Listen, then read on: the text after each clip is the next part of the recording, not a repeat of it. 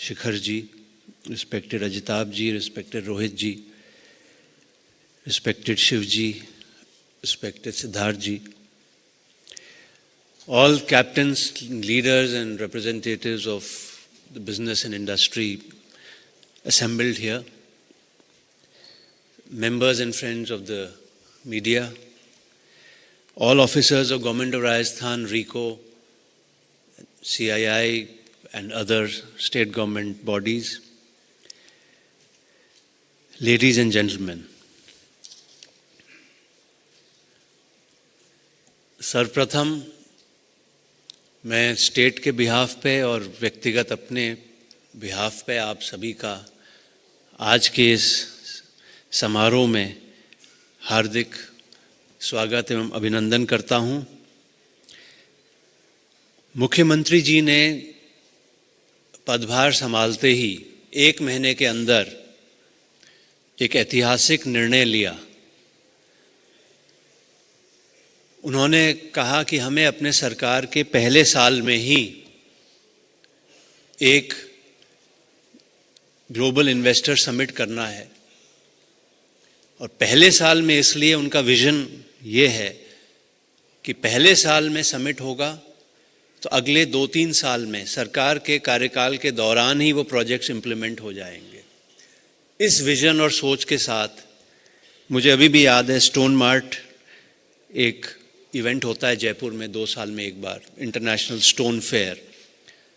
जनवरी 22 या 23 तारीख को स्टोन मार्ट का इवेंट था। उसी में मुख्यमंत्री जी ने घोषणा की कि हम फर्स्ट ईयर में एक समिट करेंगे, और आज आप सबके सामने है। तब से पिछले 6-8 महीने में इसमें बहुत काम हुआ, और न सिर्फ फर्स्ट ईयर में होगा बल्कि ये एक रेगुलर इंटरवल्स पे ये इवेंट होगा। वो फ्रीक्वेंसी क्या है वो मुख्यमंत्री जी खुद ही डिसाइड करके आप लोगों से शेयर करेंगे, क्योंकि राज्य सरकार मुख्यमंत्री जी के नेतृत्व में पूरी तरह समर्पित है कि हर MOU को ग्राउंड पे ट्रांसलेट करें और जल्दी से जल्दी करें। हमारे प्रिंसिपल सेक्रेटरी इंडस्ट्रीज ने बहुत डिटेल में प्रेजेंटेशन किया, सब पॉइंट्स उसमें कवर हो गए, मैं कुछ रिपीट नहीं करूंगा। मैं सिर्फ ये कहना चाहूँगा कि जो पॉलिसी रिबूट हो रहा है, करीब 20 नई पॉलिसीज़ एडवांस स्टेज में हैं रिलीज़ होने की, और प्रॉबेबली 1 महीने के अंदर वो रिलीज़ भी हो जाएंगी। और आप देखेंगे उन पॉलिसीज़ में जो कुछ सेक्टर्स में तो अभी पॉलिसी है ही नहीं, कुछ सेक्टर में तो बिल्कुल नई पॉलिसीज़ आएंगी। जिन सेक्टर्स में पॉलिसीज़ पहले से हैं उसमें और बेटर, ज़्यादा अट्रैक्टिव हो जाएंगी, और बहुत जल्दी ये सब पॉलिसीज़ आपके सामने आएंगी। कईयों में स्टेक होल्डर कंसल्टेशन हो चुका है, अब सिर्फ उनको फाइनलाइज करना बाकी है। मैं सिर्फ एक सेक्टर पे कंसंट्रेट करूंगा, क्योंकि हमारे honourable minister, chief minister overarching picture आपको देंगे। रिन्यूएबल एनर्जी सेक्टर राजस्थान में बहुत ही पोटेंशियली इम्पॉर्टेंट सेक्टर है। हमारा 26 गीगावाट से ज़्यादा ऑलरेडी रिन्यूएबल एनर्जी हो चुका है, और आपको जान के खुशी होगी कि बहुत शॉर्ट पीरियड में जो मुख्यमंत्री जी की के प्रेजेंट टेन्योर में जो land allotment policy, land allotment rules थे फॉर रिन्यूएबल एनर्जी, उनको चेंज किया गया, अमेंड किया गया, और उसके बाद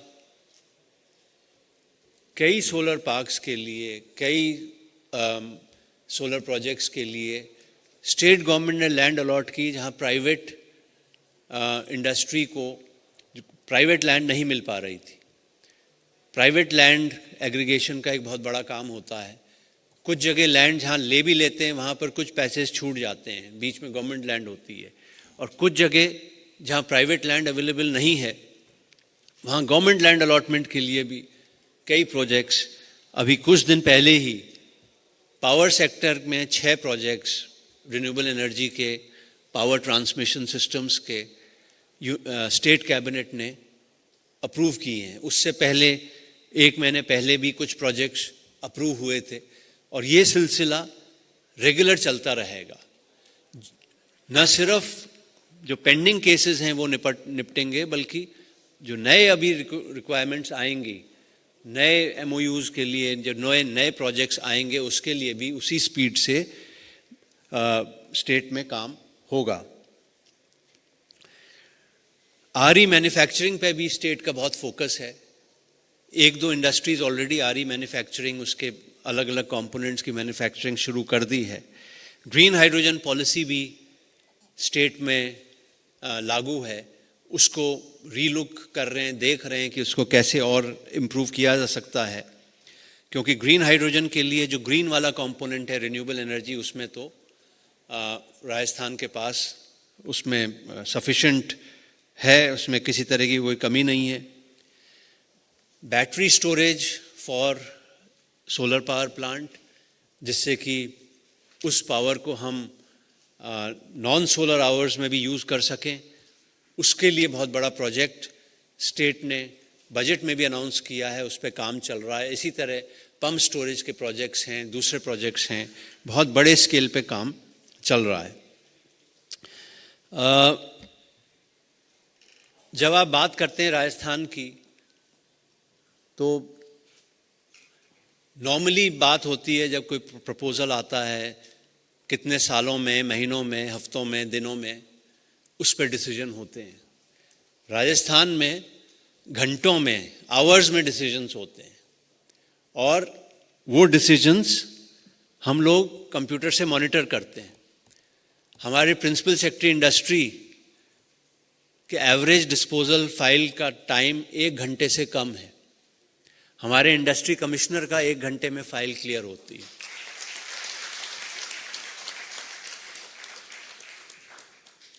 सीएमओ में हमारी घंटों में फाइलें क्लियर होती हैं।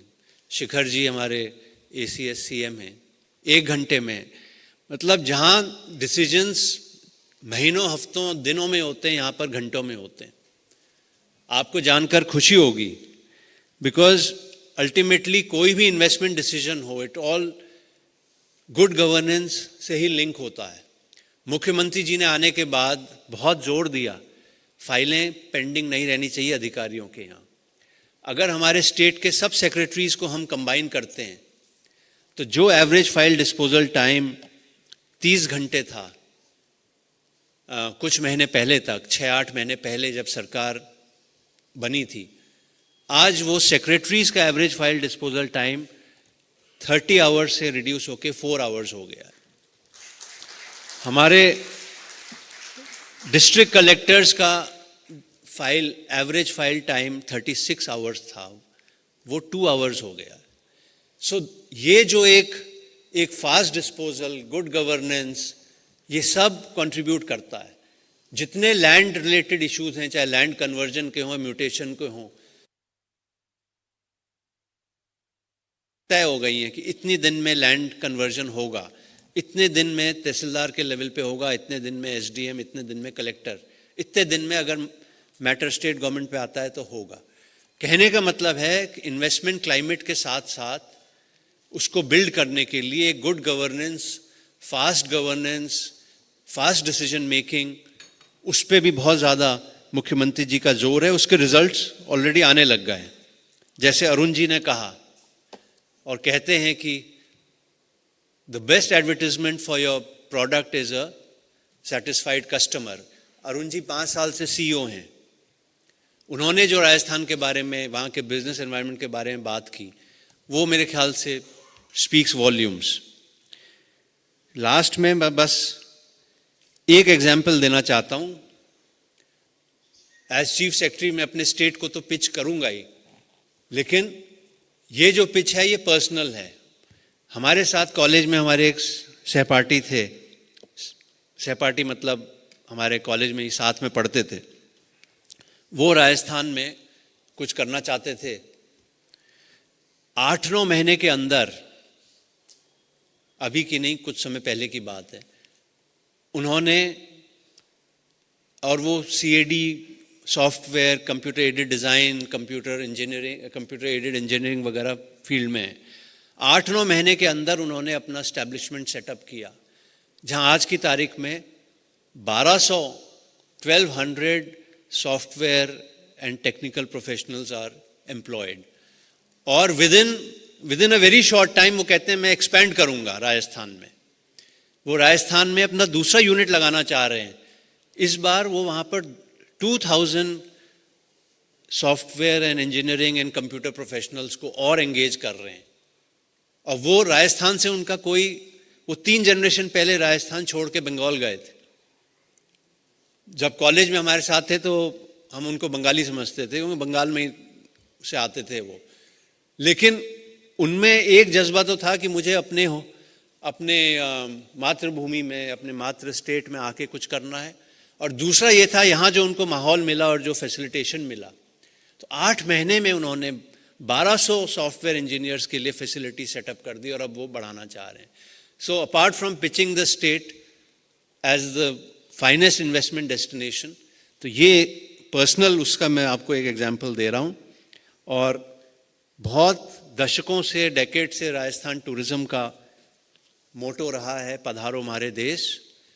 तो पर्यटन के साथ साथ आपके स्वयं के और आपके बच्चों की शादी राजस्थान में करने के साथ साथ, वहाँ पर बिजनेस इन्वेस्टमेंट करने के साथ साथ, हम ये भी चाहेंगे कि आप सब राजस्थान में अपना एक मकान भी बनाएं।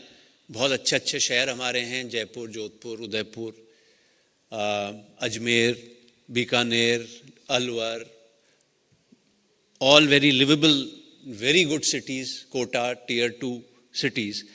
तो आप राजस्थान में आएँ, इन्वेस्टमेंट भी करें, वहाँ रहें भी, बच्चों की शादी भी करें, क्योंकि ऐसा पोटेंशियल स्टेट शायद दूसरा मिलना बड़ा मुश्किल है। तो इसी के साथ मैं अपनी बात को समाप्त करता हूँ।